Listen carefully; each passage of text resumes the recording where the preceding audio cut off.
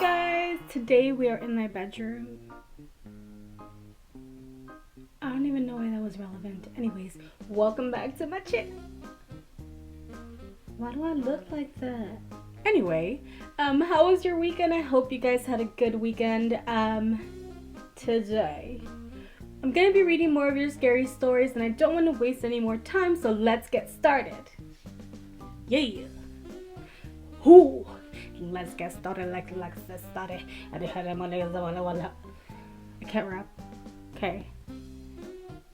I should turn this off.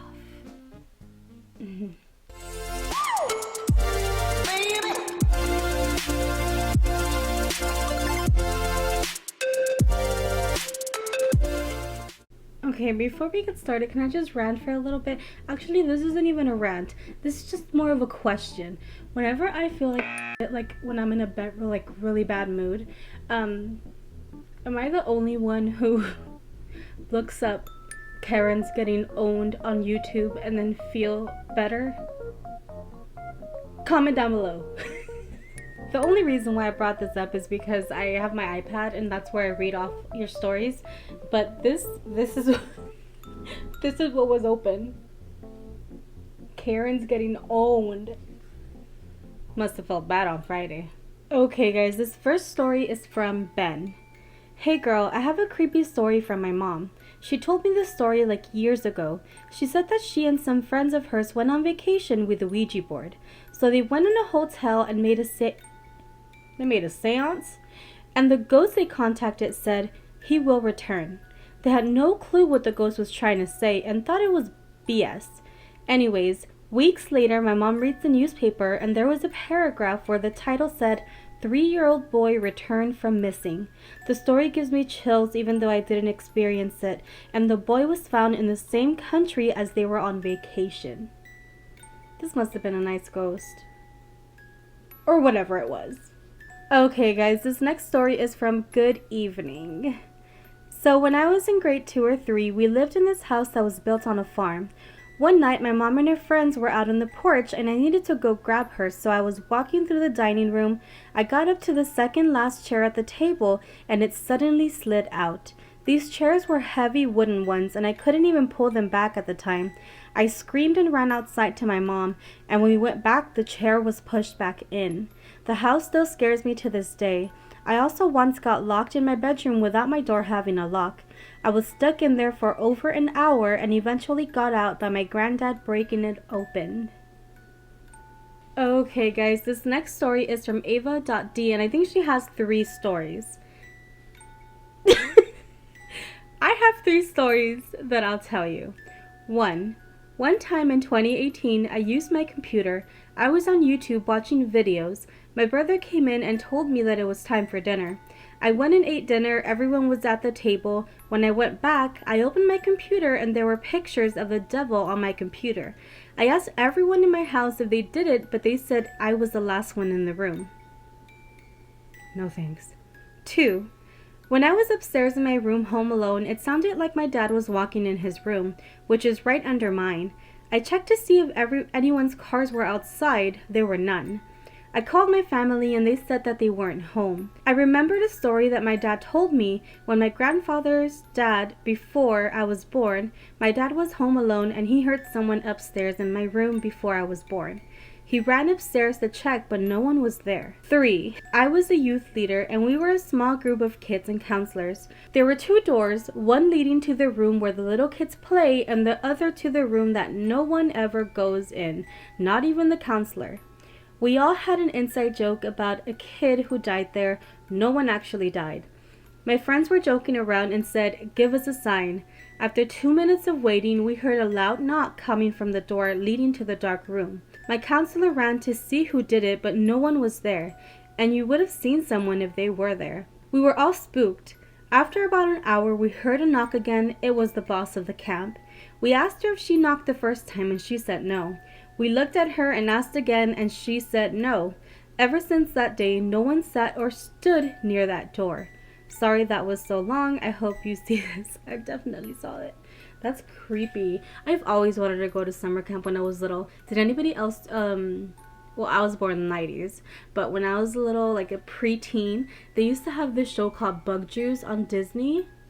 I was obsessed, but we were too poor. I could never go to camp. But man, I lived through that show because I wanted to go to camp so bad. Did any of you go to summer camp? Is it as fun as it seems, or is it like not really that fun? Because I mean, all the little kids cry when they get there. But then when they leave, they cry too because they don't want to leave. It was fun, huh? I'm jealous. Okay guys, this next story is from Elizabeth. I had just put my little cousin down for a nap and I had decided to take a nap as well. Well, I started having a dream that I couldn't wake up out of, and I have multiple dreams in one, and when I thought I was awake, I actually wasn't, but at one point during this, I seen somebody out of the corner of my eye run and jump on me, and then they started pushing on me and I started screaming, "No, get off me," out loud. And I started having a panic attack in my sleep. In order to keep me from having a full-blown panic attack, I started singing "Jesus Loves Me," and then it went away.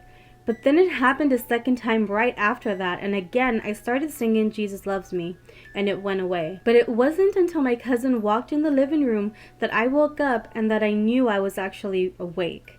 This has actually happened a couple of more times. This has happened to me and I hate it. I hate it. I hate it. I've had this like one time where I was like, in my head I was awake, but for some reason I couldn't open my eyes, and I felt like hands grabbing me, and like it's almost like they were like sinking me into the blankets. I hated that. I guess that's almost like sleep paralysis, but what do you, like, how do you explain people touching you and it feeling so real? Does anybody have a theory? Let a girl know. Let Elizabeth know too, okay? This next story is from Libby. 2 years ago, I was laying on my bed and then my curtains out of nowhere flew like someone ragged it. I looked to see if my window was open and if anything was in the floor. There was nothing. Later that day, I figured out it looked like a shoulder filled in with black. I slept downstairs as I was scared to sleep in my room.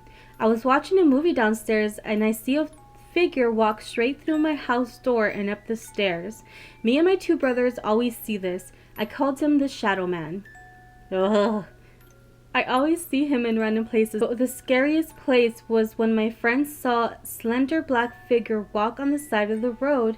Then I see a man-like figure on a noose hanging from a tree. The weird thing is that my cousin saw him in the field walk straight up to her face and disappear. Also, they see him in her farm, and we always hear knocking sounds of him trying to get our attention. Also, what creeps me out the most, all my friends have seen him and called him the Shadow Man. I feel like this is just my opinion. Do not take this as a fact, just an opinion, just my thoughts. I feel like when you name things and when you like, it's almost like you're giving it that energy to like do more, like manifest more, knock more, like things you're playing with it, and if you don't want to play with it, I would never have named it. No thank you. Okay guys, this next story is from Alex. Hi, I'm Alex. So me and my brother were in the room and I hear a noise in the closet. I check in there, nothing. My brother comes in my room. He says his door keeps opening, so I decided to stay in the room with him. As I was on my phone, I heard something touch my shoulder. As I checked under the bed, there was nothing, but when I go back up, my little brother was staring at me, but his eyes were red, but my brother's eyes are light blue. I mean, I'm assuming you're okay because you wrote this story, but what did you do? You can't leave us with a cliffhanger like that. I would have punched my brother, maybe straight up. That or pretend that I'm sleeping, but like, just because I'm like a coward. Or be like, ooh, new contacts? Okay guys, this next story is also from Elizabeth. The previous story about like the sleep paralysis where she couldn't fully wake up. She left this on my YouTube comment and I'm like, wait, this name looks familiar. And it was hers, and I'm like, girl, what? Like, how many things have happened to you? We've been having like conversations about all the creepy ish that have happened to us. So this is again from Elizabeth. When I was 14 or 15 years old, we moved into this house that was built in the 70s, and it was probably a month or so after we moved in, I started getting weird feelings from this house. Oh wait, she told me she moved out. In case you guys wanted to know, because my nosy ass wanted to know. One night, I was laying in my bed and I heard something fall over, so I rolled over to see if the cat had knocked anything over, but when I rolled over, there was a little boy with black covering his eyes standing right next to my bed. I was so freaked out and I kicked my leg through it. Okay. And it disappeared. I hid under my blanket until I fell asleep. Still freaks me out to this day. I don't know how people could fall asleep, because when stuff like that used to happen to me, I would like turn on the light and stare at like everything in the room, like waiting for something to move and not go to sleep. I would wait until the sun came out, then I would fall asleep when I would hear people in the kitchen and everybody waking up, and I was like, okay, I feel like I can rest peacefully now and not at night. That sounds so psychotic. That's what it's like growing up in a haunted house, in case anybody wanted to know. Okay guys, this next story is from Adriana Serrano. I hope I'm pronouncing that right. Hello, I have another true story that happened to me a few days ago. Sorry, this is not really scary. Every time somebody says that, it's like scary. Don't you lie to me, Adriana. I went to bed early this night around 3 a.m. because I usually go to bed at 8 a.m. But this night I couldn't go to sleep, but soon enough I was able to. I kept waking up every hour. I felt like something was watching me from the other side of my room, so I was scared to move. At 7 a.m. I decided I will get on my computer and talk to some of my friends. When I was done talking to my friends, I went to put my computer away. I put my computer on the floor. I was too scared to put it down on the floor without any light, because I've heard a lot of stories with a hand coming out and grabbing you from the edge of your bed. You tell me this right now when my feet are at the edge of my bed? Okay. So I grabbed my LED remote to turn my lights on. When I turned on the LED lights, I noticed my closet door was open. I still felt like I was being watched. When I turned on my LED lights, I thought and still think there was something or someone watching me through the closet. I did end up closing it when I got the courage from one of my friends. I stayed up the rest of that day because I was scared. I feel like you need to a lot of the times you just need to trust your gut. Like, just trust your gut and don't be afraid. Don't back down. Obviously, I think fear gets the best of us, but just get scared and then try to not be scared, because I feel like things feed off that energy. Like, they want you to be scared, and if you had a gut feeling that something was watching you, something probably was watching you. Just trust yourself, and you should have slammed that freaking door, man, as my closet door is open. Anyway, moving on. Okay guys, this next story is from Ellie's Latte. Hi Letty, I think my house might be haunted. Nice intro, very much got my attention. Here's the story. I'm kind of scared. When my aunt was younger, she would play with her Ouija board all the time. One day, her grandma walked in on her playing with the game. She got in a lot of trouble because her grandma was very religious. I believe her grandma ended up throwing the board away. The same week the board was in the middle of the garage. I think that my aunt might have brought a demon to our home. Personally, I have never experienced something like that except seeing orbs and hearing things. My whole family has had something paranormal happen to them at least once in their life. I can tell you some of the events that happened if you're interested. First, you said some of the events, meaning there's more than one or two. Maybe we can make a whole video out of this. So yes, I want to know. Please comment what happened. Should I be scared? Do I want to know though? I want to know. I'm too curious now. You just need to send those stories over, please. Okay guys, this next story is from Bianca Joseph. Hi, this is a true story. We moved into this house and then my Aunt Danny lived across from us. Aunt Danny, that reminds me of Hocus Pocus. I want to have an Aunt Danny too. I would go over there every day, and one day she told me there are two little boys in the house. One killed the other one. A little boy owls followed my mom and I. was so scared. So I was in my parents' room and I was trying to go to bed, but I couldn't. So I looked at my closet and there were red eyes. Still to this day, I don't know what that was, but we couldn't live in that house no more. That house was probably haunted. Wait, I just want to know what you meant. So you went to your aunt's house and your aunt told you that in that house, 2 little boys have died there? And then you saw red eyes in the closet. That's my cue to leave. Bye. Heck no!